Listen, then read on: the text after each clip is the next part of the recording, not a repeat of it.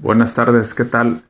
El día de hoy vamos a hablar de un caso pues que todo mundo conocemos a través de la prensa, un muy lamentable y desafortunado caso que sucedió en el Estado de México la semana pasada. El caso pues que en los medios se ha conocido como el caso de Doña Carlota, entre otros nombres que se le ha puesto en la prensa. Normalmente no me gusta opinar de asuntos en curso por muchas razones, ¿no? Y el primero de ellos es porque pues obviamente todavía es información preliminar, todavía no se sabe gran cosa, no se tiene toda la información, solamente los investigadores de fiscalía, los agentes del Ministerio Público, probablemente los abogados, no sé si sean públicos o particulares, y el juez en la audiencia, solamente ellos saben, y quién sabe si sepan porque pues apenas está en indagatorias. Pero de manera preliminar y sin hacer juicios a priori, respetando el principio de presunción de inocencia y solamente en aras y fines académicos, no en cuestiones como juzgamiento previo ni nada, ¿no? Es un acto pues de tristeza, es un acto reprobable por la forma en que se le ve, es un acto que no debió haber sucedido y tendrá sus consecuencias y sus duras consecuencias que responder en caso de encontrársele culpable o culpables. Pero en fin, hice unas anotaciones, ahorita me permití tomar unas notas para tratar de llevar una secuencia. Y este video va dirigido no propiamente solo a abogados, sino a personas interesadas en lo que sucede en estos casos desde el punto de vista jurídico. Así, muy sencillito, trataré de no meterme a figuras y tecnicismos jurídicos para que sea el entendimiento de cualquier persona, aunque no sea abogado. Bueno, todos sabemos del esnable hecho de la semana anterior, en el cual,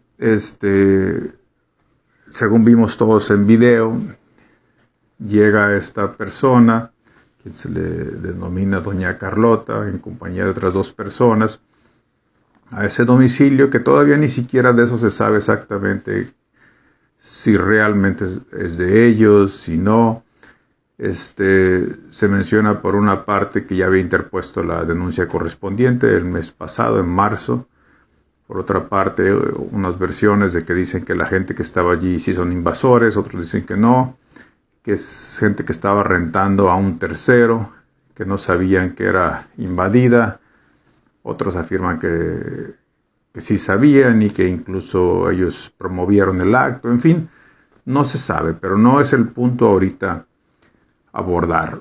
Lo que sí se sabe hasta ahorita es que el día 4 de este mes de abril de 2025, es decir, hace 2 días, se llevó a cabo de conformidad con el 316 la audiencia inicial, la cual, hasta donde tengo entendido, por lo que hay información en la prensa, se solicitó la ampliación, la duplicidad del plazo constitucional por las 144 horas. Es lo que tengo entendido, no de expediente ni nada, obviamente, sino de lo que está en prensa, puede ser cierto o no, pero lo que tengo entendido es que para el próximo día 9, es decir, en esta semana que viene, será la continuación de la audiencia inicial en términos del artículo 313 y 315, y allí la jueza resolverá, o la jueza o juez, no recuerdo qué es, creo que es una jueza, resolverá sobre si hay elementos para vincular a proceso y por qué delitos, o si no los hay, para en su caso, en libertad de jurisdicción e imperio de su rol de juez, dictará en su caso una auto no vinculación, pero eso solo depende única y exclusivamente a dicho juzgador o juzgadora. Bueno, hasta donde alcancé a leer en prensa, el 27 de marzo aproximadamente se habían presentado los cargos, denuncia, querella o registro equivalente la agencia del Ministerio Público correspondiente, y en algunas versiones se menciona de que Fiscalía había ido a ese domicilio, pero no había encontrado a nadie, había encontrado cerrado y con candados. Bueno, una de las primeras preguntas que debemos meditar es cómo detuvieron a estas personas. Corríjanme, pero no las detuvieron en flagrancia por estos hechos que se le relacionan, sino al estilo de una técnica muy viejita, muy desafortunadamente muy mal usada en ejercicio abusivo de funciones. Autoridades en todo el país que para conseguir una flagrancia, pues los imputan de la posesión de narcóticos o de armas para detener por ese delito, que haya flagrancia mientras consiguen la orden de aprehensión, y ya con la orden de aprehensión pues ya se les detiene, no sé, la barandilla o donde se encuentren, y ya son puestos, se les ejecuta la orden de aprehensión en el centro penitenciario. Y pues desafortunadamente es una práctica terrible, es una práctica muy usada y muy mal usada en este país, y pues parece ser que es la técnica que se utilizó para este caso. En fin, para efectos de la continuación de la audiencia, los abogados que están llevando la defensa, no voy a decir como la defensa más fiel, que dice que si ellos hubieran llevado el asunto, otra cosa hubiera sido. Pues aquí la verdad es que ni la defensa más fiel, o tantos gurús, abogados que se presumen que de todas. La otra vez estaba revisando una publicidad de un abogado de aquí del estado vecino de Sonora, que decía que llevaba más de 100 libertades en un año ante el juzgado correspondiente. Yo no me quise quedar con eso y me puse a revisar un poco ahí sobre eso, a preguntar. Bueno, esas promociones que nada más engañan a gente, y todavía lo hicieran, pues hay que promoverlos, incluso sus abogados, pero en fin, yo espero que tenga una defensa muy buena, muy seria, porque la va a ocupar, y yo no creo que cualquier abogado quisiera tomar esa causa, cualquier abogado particular, y los públicos pues ni modo, se les asignan, se les agendan, pero un abogado particular, pues salvo aquellos que les gusten los reflectores y salir en la tele y demás, aunque no vayan a hacer gran cosa, pero pues para hacerse famosos, sus 15 minutos de fama. Pero un abogado serio la pensaría no 2, sino 100 veces para tomar un asunto como este, porque es muy difícil, muy, muy difícil. No solo tienes el video, tienes el señalamiento directo, tienes testigos presenciales, tienes circunstancias de tiempo, modo, lugar y ocasión.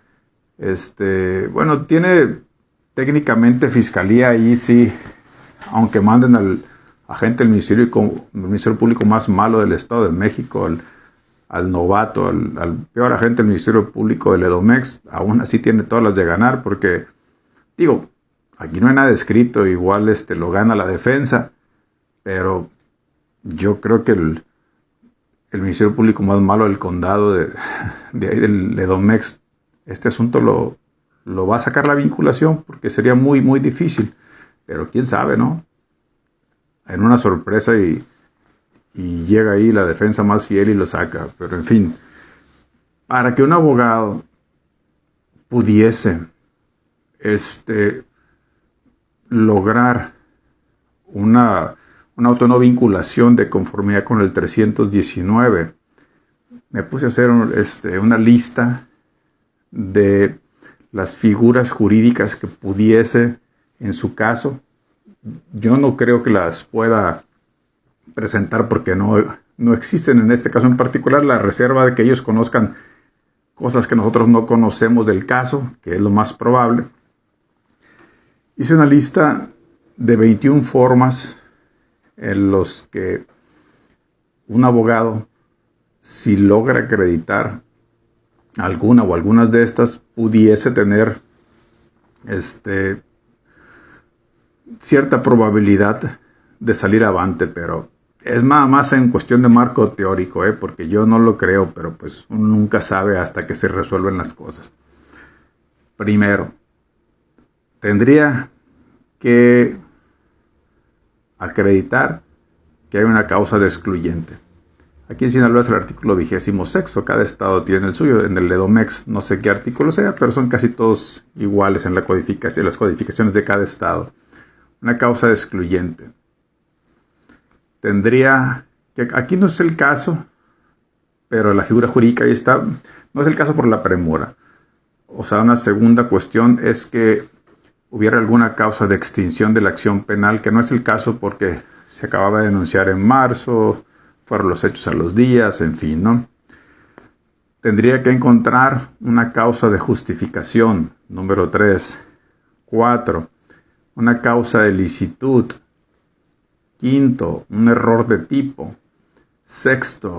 Un error de prohibición. Estoy mencionando aquellas figuras jurídicas que pudiera utilizar la defensa de estas personas, de esta señora doña Carlota, principalmente, y las otras dos personas, pero principalmente de ella. Buscamos en el 6, error de prohibición. 7, que hubiese atipicidad. 8, legítima defensa o defensa propia, que no es lo mismo, ¿no? Una cosa es la legítima defensa y otra cosa es la defensa propia. 9, un estado de necesidad imperante. 10, el cumplimiento de un deber. 11, obediencia debida. 12, consentimiento presunto. 13, repeler una agresión inminente y directa. 14, inimputabilidad.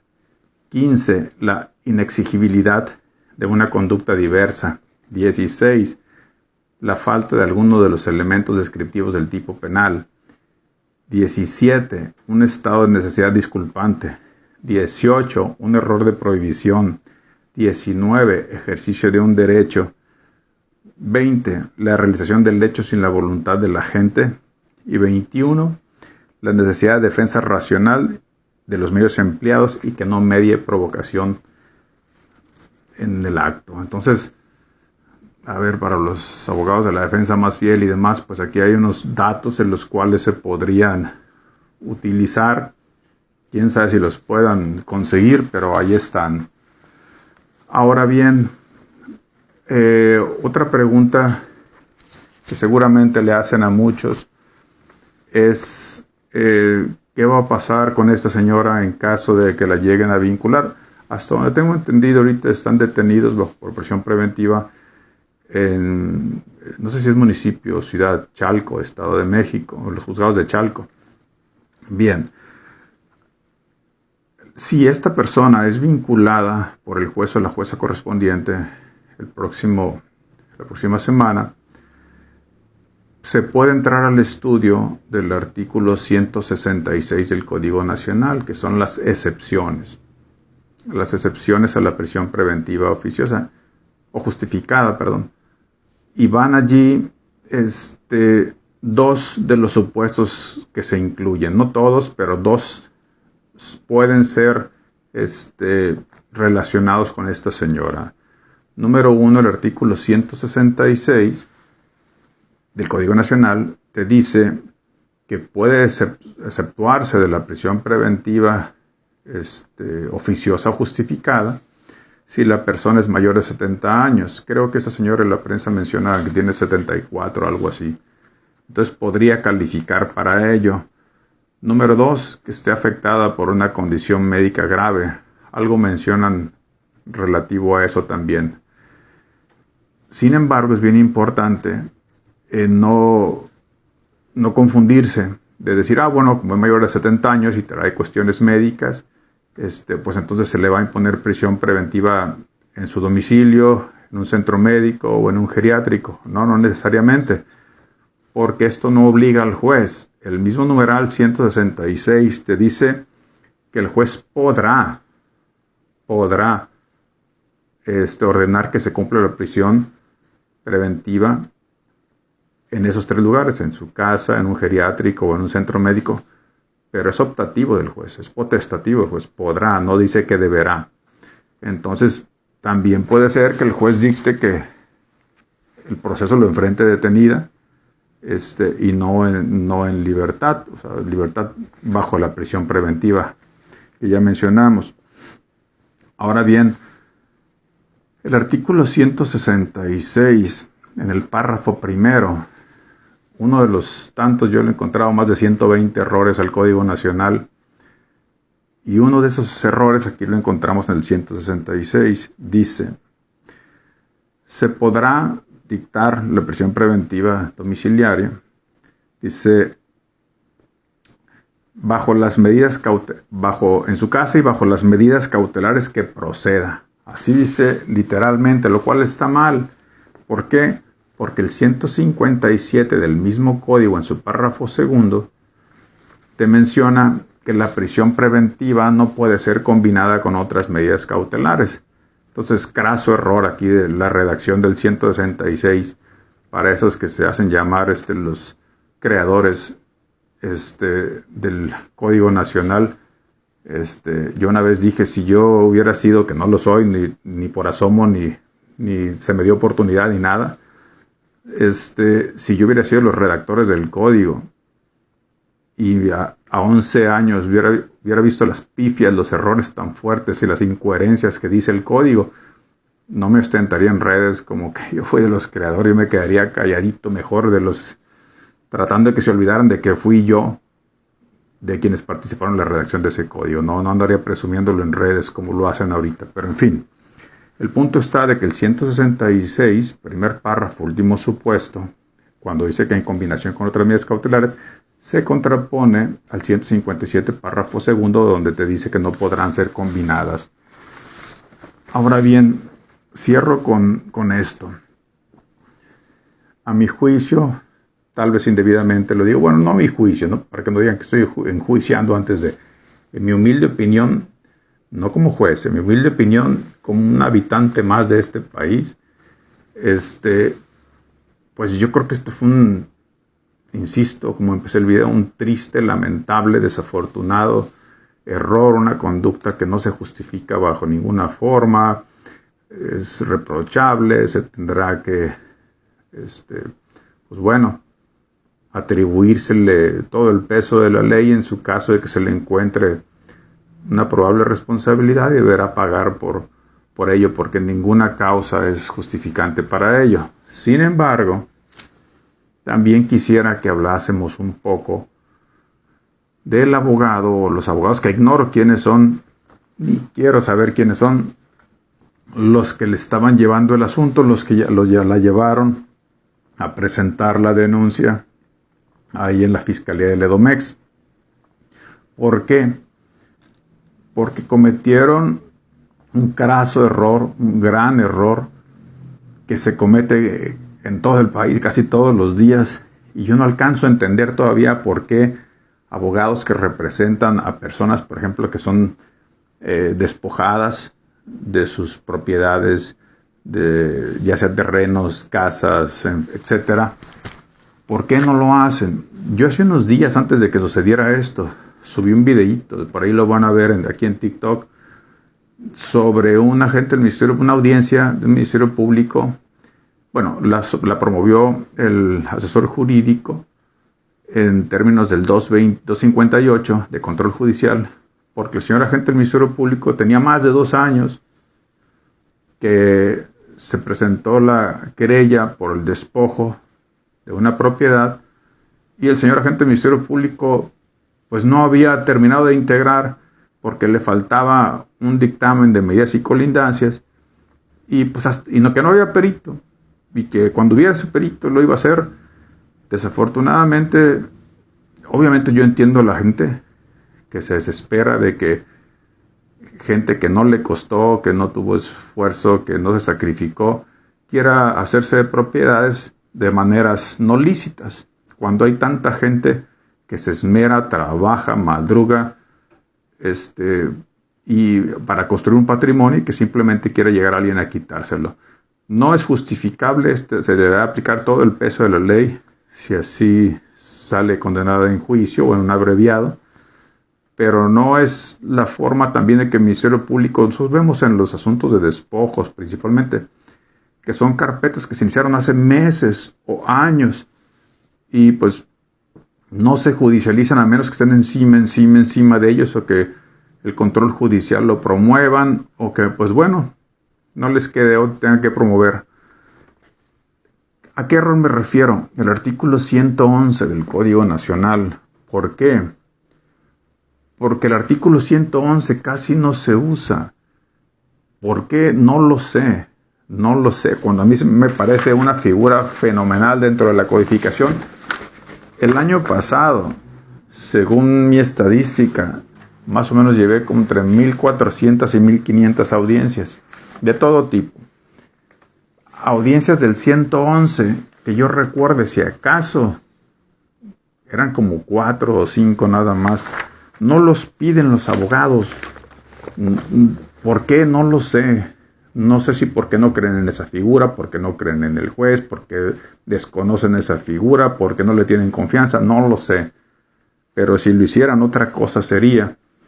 Es el restablecimiento de las cosas al estado previo en el que estaban. Doy un ejemplo así muy breve. El último asunto que llevé al respecto es, hay una empresa de materiales, y en esa empresa de materiales está en un terreno que está a un lado de una casa. Entonces empieza a crecer, les empieza a ir bien al terreno al local, a la empresa de materiales, y hablan con el vecino, que ya lo conocen, y le dicen que si por qué no se asocia a la empresa, y por qué no pone su casa como oficinas de ese lugar de venta de materiales de construcción. Total, que hacen una sociedad ahí, media rara e informal, pero sociedad. Un buen día llegan los dueños de la casa y resulta que ya no, al estilo, ya no los dejan entrar, cambian de chapas, ponen candado y demás, y se apropian de la casa bajo argumentos ahí de índole mercantil.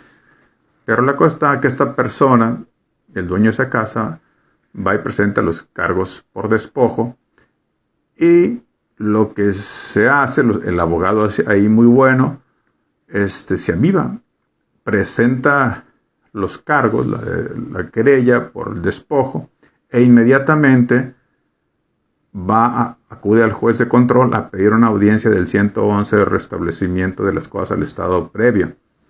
¿Y qué dice, señor juez? En virtud de que el procedimiento ya inició, porque en términos del 211, fracción primera, inciso A, primera hipótesis, te menciona que el procedimiento empieza con la interposición de denuncia, querella o registro equivalente, cosa que ya realicé. Y para este caso en concreto, vengo presentando la escritura, el registro público de la propiedad, la libertad de gravamen, recibos de CFE y demás, así como testigos y todo, para acreditar que los legítimos dueños de esa propiedad son este matrimonio que se encuentra aquí. En fin, se hace una audiencia especial del 111 y pues le pregunta a la contraparte de que en su derecho a defenderse, de cómo acredita él la propiedad de ese lugar. Total, que no la puede acreditar, de alguna manera cae en contradicciones y demás. Entonces le restituyo de manera provisional la casa al matrimonio que son los dueños. Acuérdense que el artículo del despojo, es que iba a decir artículo, pero aquí en Sinaloa es uno, con usted será diferente. Aquí el 227, el 225 te habla del despojo. Generalmente es el 225 fracción tercera por en cuanto al monto, cuando son casas. Pero el 227 te dice que el delito procederá aunque esté en duda la acreditación de la legal propiedad o esté en proceso la legal acreditación de esa propiedad. Pero ese es otro tema. La cuestión aquí es que restituí la posesión a estas personas de manera provisional, como lo marca el 111. Estas personas les di 24 horas para que sacaran las cosas que tenían en esa casa. Entran estas personas y ya se restituye su casa y ya siguen el procedimiento. Y al final, pues sí, no pudieron acreditar la propiedad, se acreditó el despojo, hubo un arreglo entre las partes, pero lo importante aquí es que interpuso la denuncia y a los días se le restituyó por esta vía, la vía judicial de conformidad con el 111. Y eso creo que se debería hacer en todos los asuntos de despojo que hay en este país. Otra cosa sería, y no se prestaría a hechos lamentables como este del que estamos hablando. Si el abogado de esta señora hubiera promovido el 111, le hubiera dicho, tal vez señora, pues cálmese, vamos a esperar a ver qué nos dice el juez, le restituye de manera provisional y ya vuelve a ocupar su casa y ya sigue en el proceso, pero ya con la casa allí, y tal vez otra cosa hubiera sido.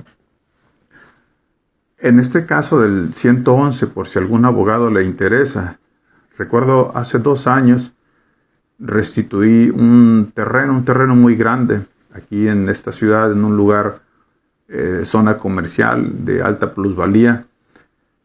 Una persona viene igual, su abogado, a reclamar la restitución de la propiedad porque estaban construyendo locales comerciales, gasolineras y demás allí, y se le restituyó. Obviamente, por ser empresas muy grandes y demás, este asunto pues se fue al amparo, mi resolución se fue hasta el colegiado.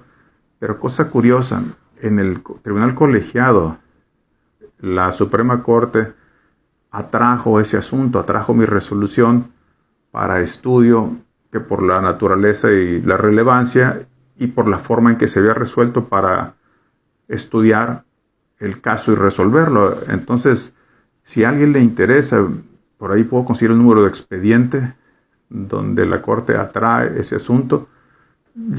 En lo que alcancé a leer ahí es que decían que fue una forma novedosa de llevarse a cabo y bajo las premisas de argumentación, justificación, motivación y argumentación para dictar esa resolución.